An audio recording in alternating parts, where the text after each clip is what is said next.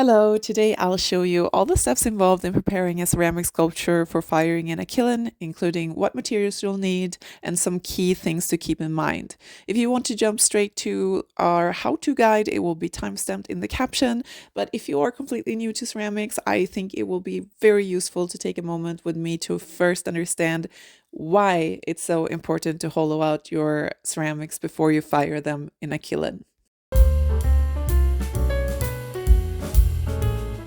Out sculptures is a crucial step of the ceramic process, and there are several reasons for this. One, it reduces the risk of trapping extra moisture inside the clay. When a sculpture gets fired in a kiln, moisture will slowly leave the clay. However, if there is still extra moisture left in the clay by the time water hits its boiling point, it can put enough pressure on the clay to cause it to crack or even explode. Hollowing the sculpture reduces the risk of trapping this moisture inside the clay. Two, it makes their thickness more even. Because of the risk with moisture, your sculptures should be completely dry before you fire them. Very important. But while your sculpture is drying, it shrinks. If the piece is solid, the thicker parts of the ceramic will shrink more, and the thinner part will shrink faster, and all of this cause pressure again that can cause warping or cracking. By hollowing out your sculpture, you create an even thickness throughout the piece, making sure that it will hopefully fire evenly and prevent this cracking and warping. And this is an extra, somewhat related tip. I always place my unfired, aka greenware sculptures, under a plastic bag. This makes them dry slower, but the slower process will promote a more even drying and again avoid cracking in the greenware state. This saves you time. Not only will your sculpture dry faster in the greenware stage, I mean, I cannot even imagine how long it would take for a solid sculpture to dry, but it will also reduce the time it needs to be fired. When ceramics are fired, the heat needs to penetrate through the entire piece in order to cure it, but if the piece is left solid, the heat needs to travel throughout all the clay, which can take a lot of time. By hollowing out the ceramic, you create a cavity that allows the heat to penetrate more easily and thus reducing the fire time. 4. It makes your piece easier to handle. Hollowing out ceramics makes them lighter and easier to handle, especially for larger pieces. I can't stress enough that ceramic sculptures are already heavy to move around and cost a lot to ship to someone if you want to do that. So having this unnecessary weight tacked onto it is just going to be a headache, even if it weren't for all the practical reasons to do it otherwise. 5. And lastly, it saves clay and money. As a little side note, hollowing out your sculptures will also save on clay, and although clay is a relatively cheap material, and I'll stress relatively here, once you get addicted to this artistic medium, you'll soon notice that you end up using a lot more clay than you thought was even possible. So hollowing out a sculpture will save both clay and your wallet. But with all that out of the way, let's get into the tutorial. These are the materials you need. A ceramic toolkit, which at minimum includes a loop tool, a wire cutter, and a scraper, and some sort of scoring tool. If you don't know where to get these tools, I have provided links to some alternatives that I think are good. These links do go to my Amazon affiliate store, which means I earn a small commission if you purchase any of them through these links.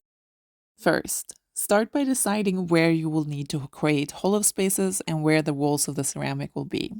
If your sculpture is small to medium sized and less complex, opening it up in only one place is usually enough. However, if your sculptures are larger or have a lot of pressure points, you typically want to open them up in more than one place. In which case, I would absolutely recommend that you first make a sketch of your design and plan out where to make these cuts. Since my sculpture is on the smaller side, I decided to skip the sketch and just make a decision. In my experience, pieces tend to adhere better to each other if you can use gravity to help push the parts together. For that reason, I decided to open my sculpture up with a diagonal cut along its back. Before you open your sculpture up, you should also determine whether you need to give your sculpture some extra support. This will be needed if you think opening your sculpture will make parts of it topple over or if it will put too much pressure on fragile parts of the sculptures. For example, my dog sculpture has two thin, fragile legs, which are at high risk of breaking if more pressure is placed on them than there already is. For that reason, I built several clay bridges that would help support the sculpture while I hollowed it out. Keep in mind that adding the support is not always necessary. For example, a sculpture of a human head don't have the same fragile pressure points and won't likely need this extra support.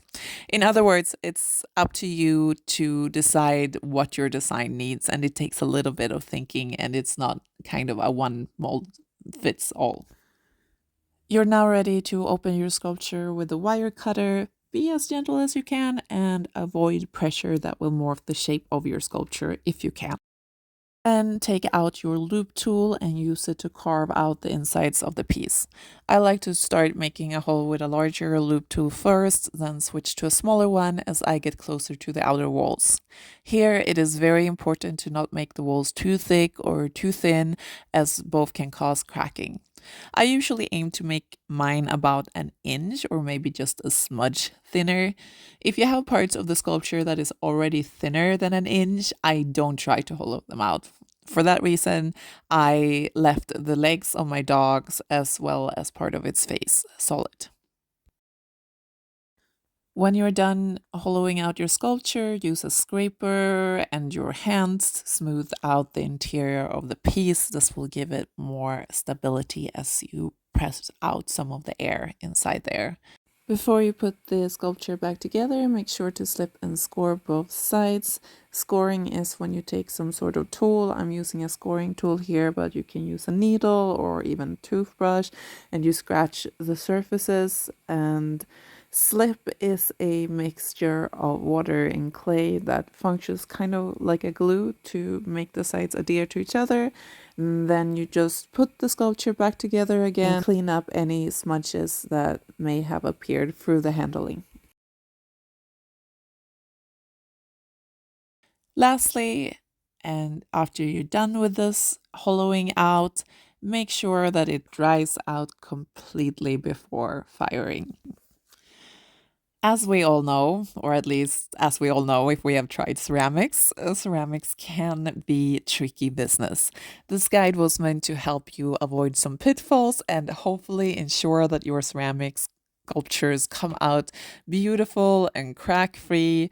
Having said that, there are so many different aspects that goes into ceramics, and sometimes things simply break even if you think you did everything right.